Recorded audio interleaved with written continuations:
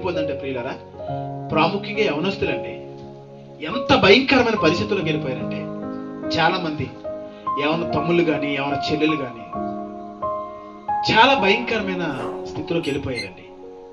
ఇప్పుడున్నటువంటి జనరేషన్ ఏదైతే ఉందో చాలా క్రిటికల్ పొజిషన్ అని చెప్పుకోవచ్చు.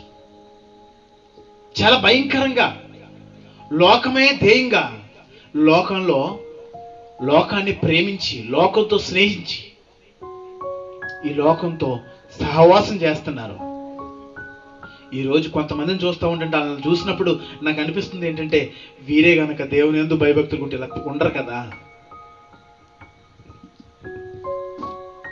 ఈరోజు ఎంత భయంకరంగా సమాజం మారిపోయిందంటే ప్రియులరా, నిండు నూరేళ్ళు చక్కగా సంతోషంగా బ్రతకవలసిన జీవితాలు తొందరగానే ముగించబడుతున్నాయంటే ఎందుకు? దీనందరికీ కారణం ఎందుకు ఇలా మారిపోయారు మనుషులు? ఇలా మార్చేసింది ఎవరు?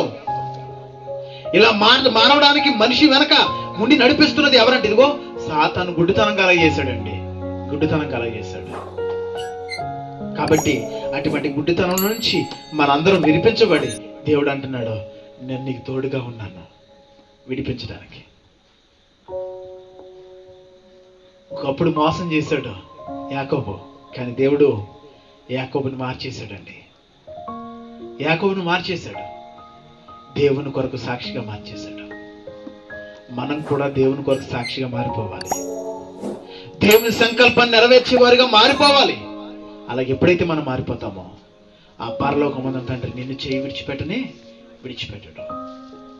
ఈరోజు చాలా మంది ఆ ఇబ్బందులు బ్రదర్, ఈ ఇబ్బందులు బ్రదర్, నీకు ఎన్ని ఇబ్బందులన్నా ఉన్నాయి, దేవుని వైపు తిరిగి చూడు. నీ ఇబ్బందులన్నీ కూడా దేవుడు ఆయన తెలీదా? నీకు కొన్ని పరిస్థితులు ఎదురవుతున్నాయంటే, కొన్ని కష్టాలు నీకు ఎదురవుతున్నాయంటే, కొన్ని శోధనలు వస్తున్నాయంటే, ఆ శోధనలు రాకముందే నీకు వస్తాయని ఆయన ముందే తెలుసు.